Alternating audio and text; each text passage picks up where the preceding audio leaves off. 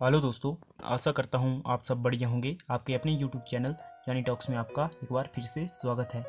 दोस्तों, तो आज की हमारी वीडियो है एचपी बीएड एंट्रांस एग्ज़ाम और जेईई एंट्रांस दोनों के लिए, क्योंकि दोस्तों आज हम डिस्कस करने जा रहे हैं जीके के बहुत ही महत्वपूर्ण प्रश्न जो कि हमारे इंडियन हिस्ट्री से संबंधित रहेंगे। तो दोस्तों चलिए करते हैं शुरू वीडियो बिना किसी देरी के। दोस्तों, पहला प्रश्न है, ये जो प्रश्न है दोस्तों, ये HPSSC हमीरपुर बोर्ड और जो आपके HP बोस बोर्ड हैं उनमें ये क्वेश्चन बार बार रिपीट होते हैं। तो चलिए शुरू करते हैं आज की वीडियो। ये जो प्रश्न है ये प्रीवियस ईयर के हैं। पहला प्रश्न है, चावल की खेती का संबंध निम्नलिखित में से किस हड़प्पा स्थल से रहा है? तो इसका जो सही आंसर है वो है ऑप्शन बी, लोथल। अगला मुख्य प्रश्न है, किस ग्रंथ में जैनवाद के मूल धर्म सिद्धांतों का व्यवहार किया गया है? आपके ऑप्शन है नंदी सूत्र, छाया सूत्र, मूल सूत्र, इनमें से कोई नहीं। तो दोस्तों इसका जो ऑप्शन डी सही रहेगा। इसका जो सही आंसर है वो है कल्प सूत्र। अगला जो प्रश्न है, औषधि का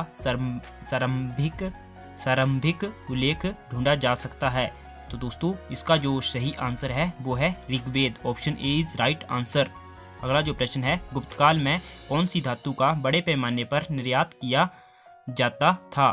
तो दोस्तों इसका जो सही आंसर है वो है चांदी। Option A is right answer.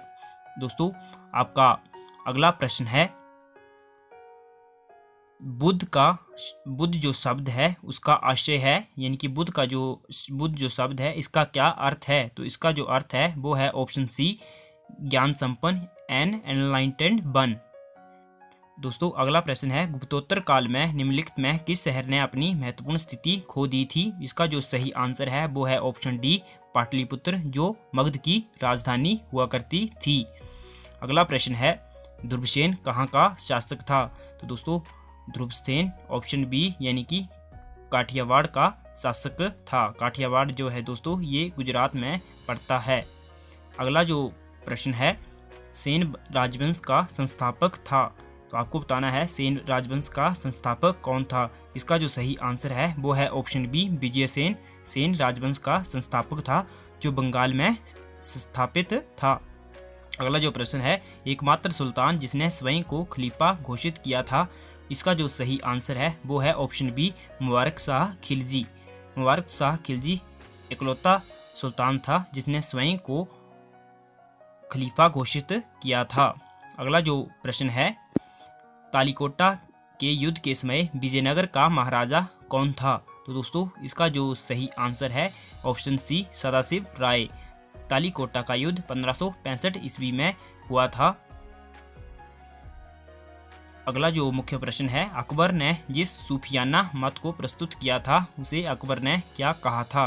तो दोस्तों इसका जो सही आंसर है वो है ऑप्शन डी, यानी कि ए और बी दोनों, जिसे अकबर ने नाम दिया था दीन ए इलाही और तौहीद ए इलाही। अगला जो प्रश्न है, शिवाजी के चरित्र गठन पर निम्नलिखित में से किसका विशेष प्रभाव था? तो दोस्तों जो शिवाजी थे उनके चरित्र पर सबसे ज़्यादा प्रभाव उनके माताजी का था।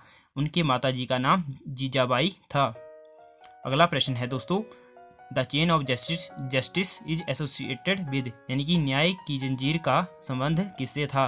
तो दोस्तों जो न्याय की जंजीर थी उसका संबंध जो मुगल बादशाह जहांगीर था उससे संबंधित था और उसका बचपन का नाम सलीम था और जो जहांगीर था वो अकबर का बेटा था।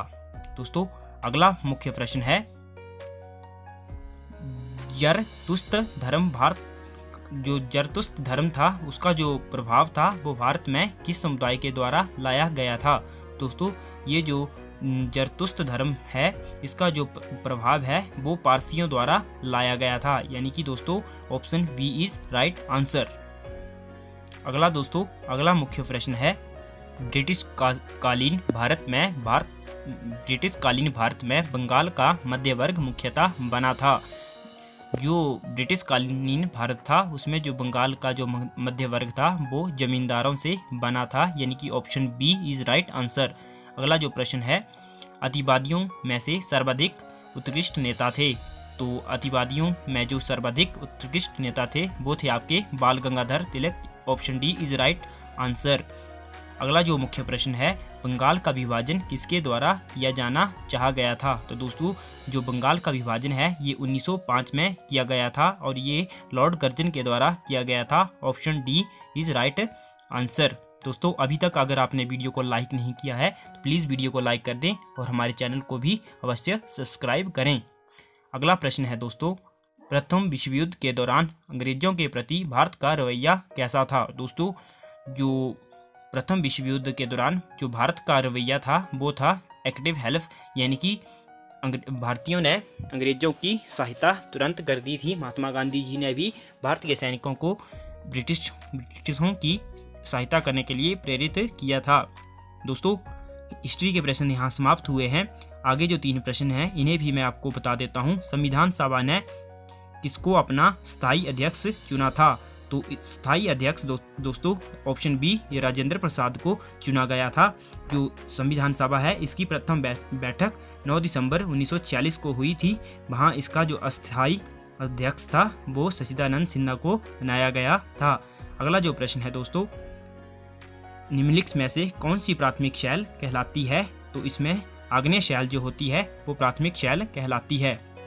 दोस्तों अगर आपको वीडियो पसंद आई हो वीडियो को लाइक करें, शेयर करें और हमारे चैनल को सब्सक्राइब करना ना भूलें। जय हिंद, जय भारत, वंदे मातरम।